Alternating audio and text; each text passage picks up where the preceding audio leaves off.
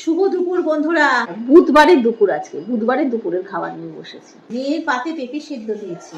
এইটা কি বলতো, এই যে চিকেনটা বানিয়েছে মেয়েই বানিয়েছে আজকে, মাখন দিয়ে বানিয়েছে। তো যেই প্যানটার মধ্যে বানিয়েছি অনেক মাখন লেগেছিল, এই ভাতটা কাচ্ছি ওর মধ্যে নিয়ে আলাদা করে রেখেছি।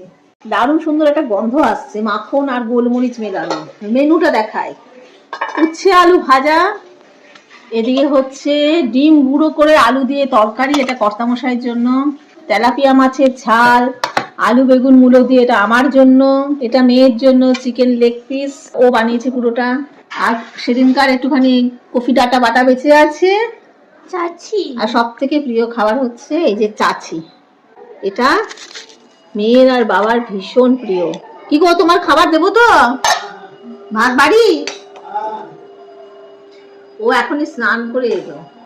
এখানে কারো বাড়িতে গৃহপ্রবেশ হচ্ছে। খাওয়া শুরু করি আমরা।